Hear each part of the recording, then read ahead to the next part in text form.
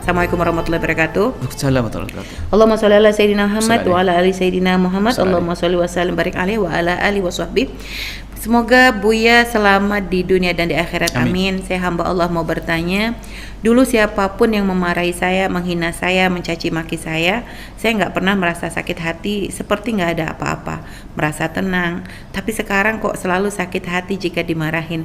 Bahkan yang saya sesalkan sering menjawab kata-kata suami saya karena sering menghina fisik. Suami saya pendiam, tapi sekali berucap nyesek banget ya. Saya malah ikutan marah, lupa kalau nggak boleh menjawab apapun kata suami. Jika saya ingat tidak akan menjawabnya, tapi niat saya menjelaskan apa masalahnya, gimana kejadiannya, apa alasannya. Tapi dianggap saya membantah, lalu saya diem. Dibilangin cuma diem. Dianggap saya marah atau ngambek, tidak terima kalau dibilangin. Lalu saya nangis, dibilangin cuma nangis. Sikap seperti apa yang dianggap menerima dan sabar dan tidak membantah? Dan juga apa ada amalan bagi saya yang pelupa Bu ya, agar saya selalu ingat sebelum saya menjawab kata-kata suami. Mendingan dibilangin bisu daripada dibilang membantah. Mohon bimbingannya Bu ya. Baik, ada orang itu bisa dalam ketabahan terhadap lingkungan yang memusuhi atau mengganggunya. Cuman ketabahan ini ada dua macam.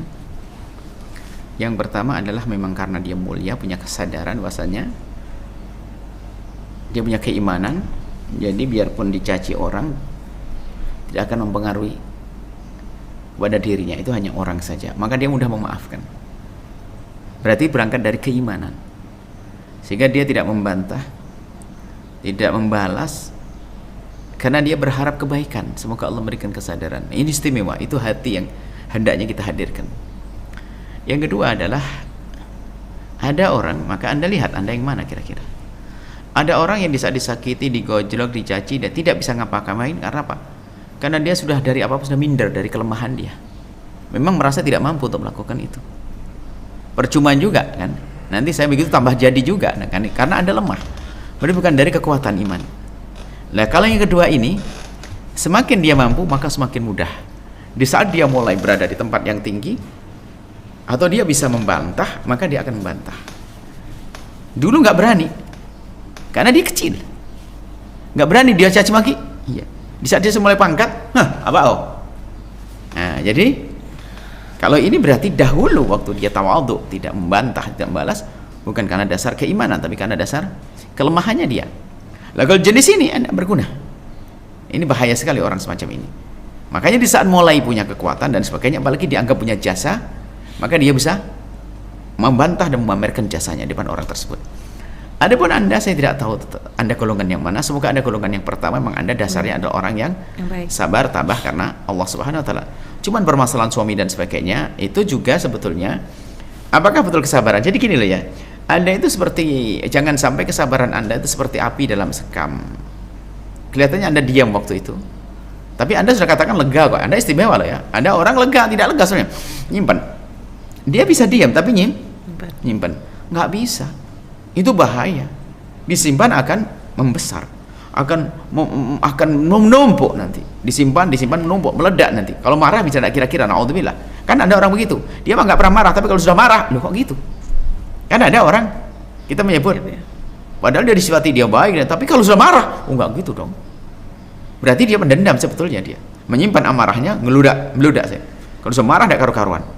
Ini.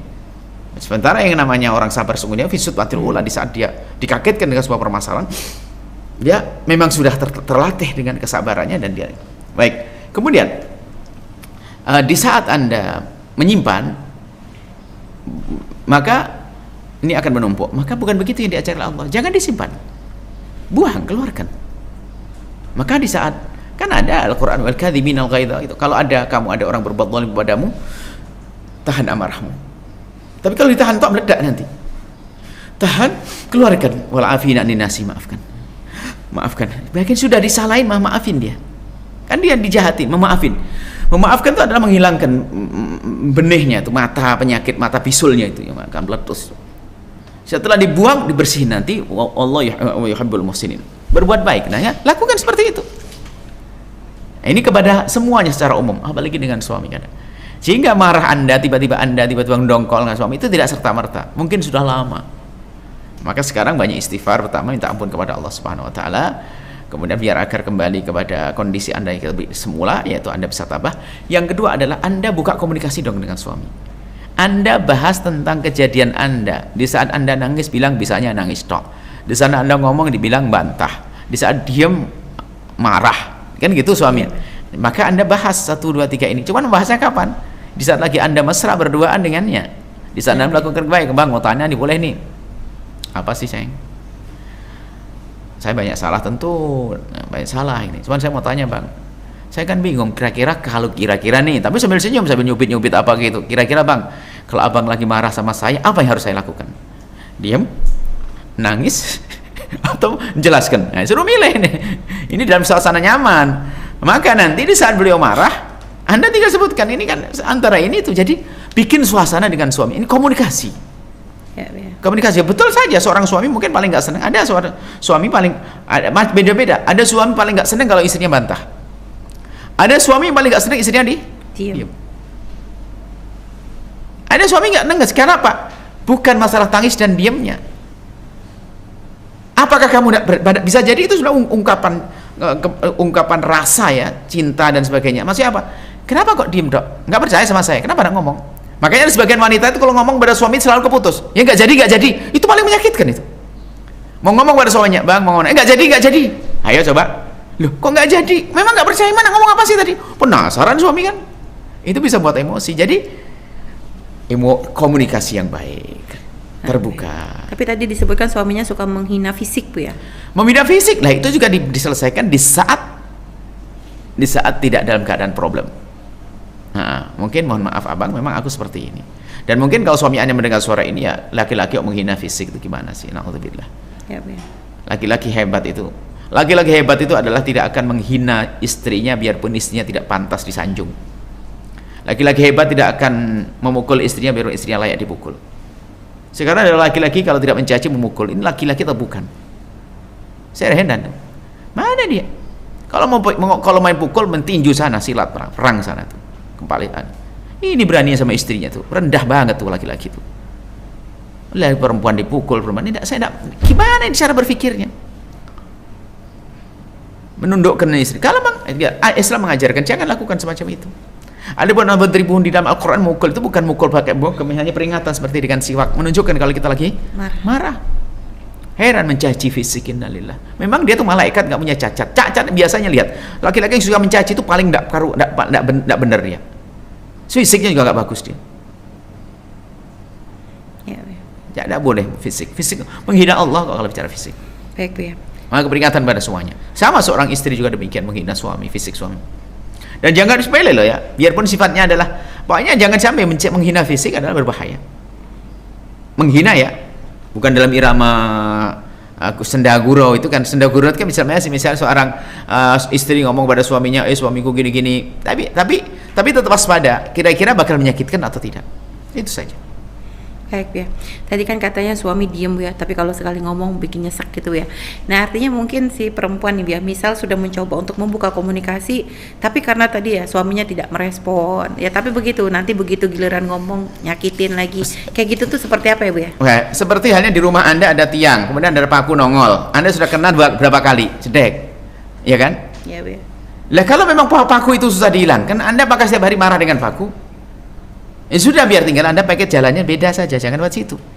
Maksudnya kalau memang suami model begitu, ya kan? Ya, suka marah kok begitu. Ya sudah, Anda pahami memang keadaannya begitu.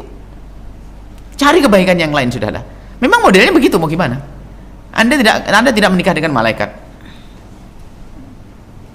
Laki suami Anda punya kekurangan. Ya sudah, kekurangannya jangan dipikirin, jangan Anda fokus kekurangannya yang kalau ngomong nyelekit itu.